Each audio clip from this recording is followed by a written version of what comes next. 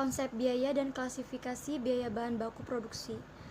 Biaya adalah pengorbanan sumber ekonomi yang dapat diukur dalam satuan uang, baik yang akan terjadi maupun yang akan terjadi untuk tujuan tertentu.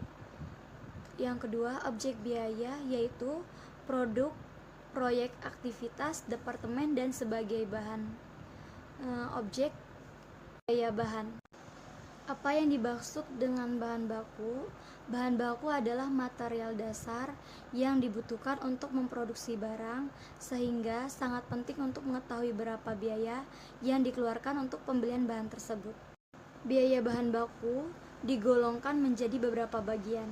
Ada dua bagian, yaitu yang pertama, biaya bahan baku langsung, dan yang kedua, biaya bahan baku tidak langsung.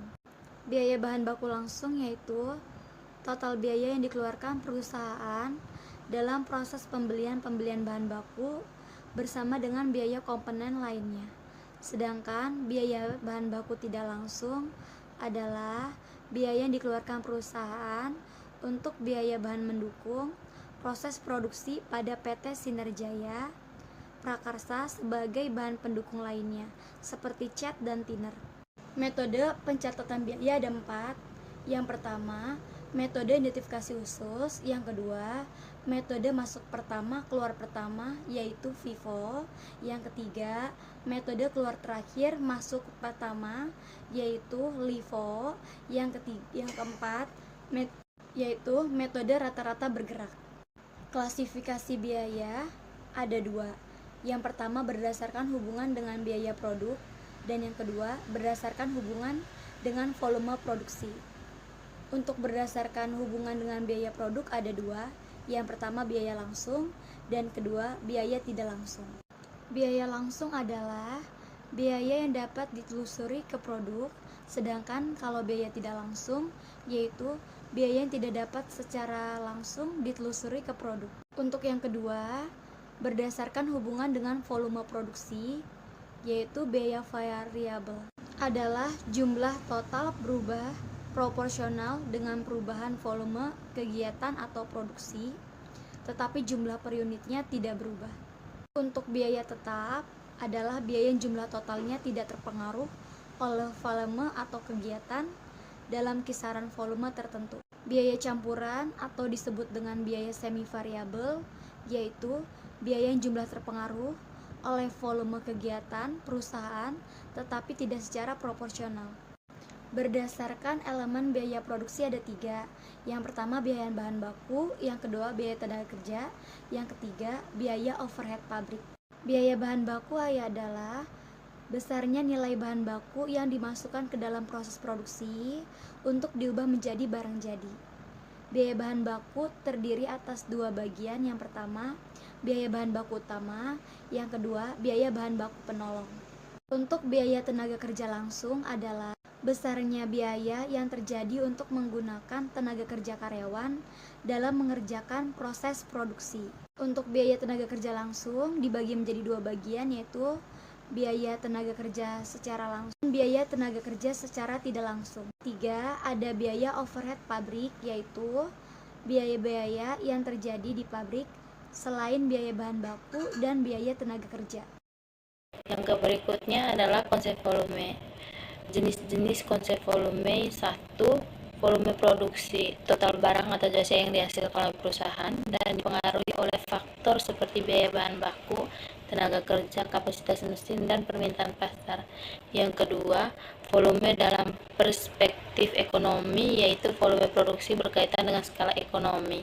Yang ketiga, pengaruh volume pada perusahaan. Dalam pengaruh volume pada perusahaan ini ada 2 jenis, yaitu volume tinggi dapat menunjukkan kemampuan perusahaan untuk memproduksi lebih banyak yang berpotensi meningkatkan pendapatan, tetapi juga menimbulkan risiko kelebihan stok.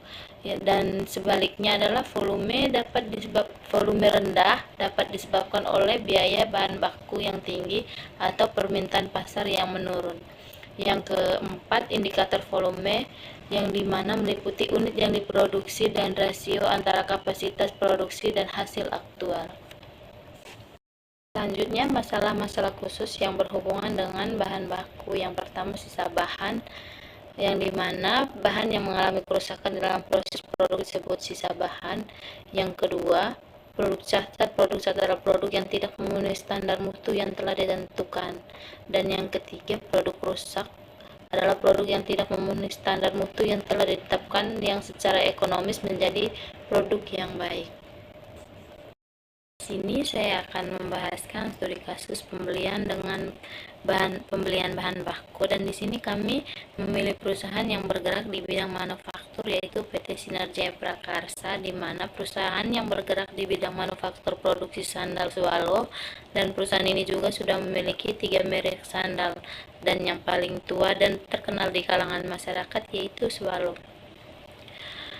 Di mana pembelian bahan baku tersebut sangat diperlukan, dan ini adalah transaksi pembelian selama bulan November 2024. Di sini ada karet, tepung, dan plastik sebagai bahan baku utama dalam produksi sandal jepit Swallow, yang dimana karet kuantitasnya itu 2.500, harga per kilonya 500, tepung kuantitasnya 1.500, harga per kilonya 450, plastik kuantitasnya 1.000, harga per kilonya 450, dan untuk biaya angkutnya itu 2 juta.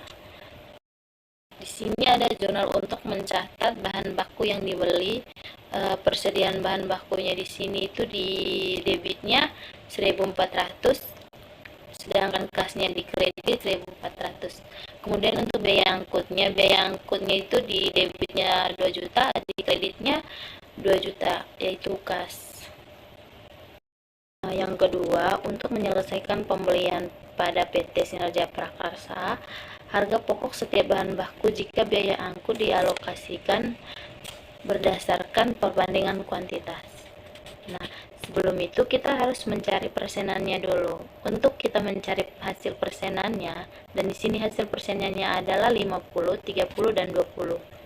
Nah, 50, 30, dan 20 ini dari 2.500 bagi 500. 500 ini kan jumlah dari keseluruhan kuantitasnya itu, kali 100. Mengapa 100? Karena 100%, maka jadinya 100. Kemudian bagaimana dengan alokasi biayanya? Mengapa hasilnya 1.600.000 dan 400? Karena hasil dari 50 kali 2 juta. 2 juta ini alokasi biaya angkutnya tadi 2 juta, maka hasilnya adalah 1 juta. Yang kedua, 30 kali 2 juta sama dengan 600. Yang ketiga, 20 kali 2 juta sama dengan hasilnya 400. Sedangkan untuk harga faktur itu adalah harga pembelian bahan baku, yang dimana karet harganya 500 per kilo. Untuk menghitung harga pokoknya 2.500 dari kuantitas, kemudian kali dengan harga per kilo atau harga faktur, dan totalnya adalah 1.400.000. Kemudian yang ketiga, harga pokok setiap pembelian bahan baku berdasarkan perbandingan faktur. Nah, untuk harga pokok berdasarkan perbandingan faktur, dan di sini harganya tidak sama dengan perbandingan kuantitas atau di tabel sebelumnya. Nah, karena perbandingannya biaya angkut itu 2 juta bagi 1.400.000. 1.400.000 ini tadi dari hasil harga faktur. Harga faktur jumlah keseluruhan harga faktur, yaitu harga faktur tadi kan ada 500, 450, kemudian 450, maka hasilnya adalah 1.450.000. Dan hasilnya di sini adalah 1,428,57 sekian.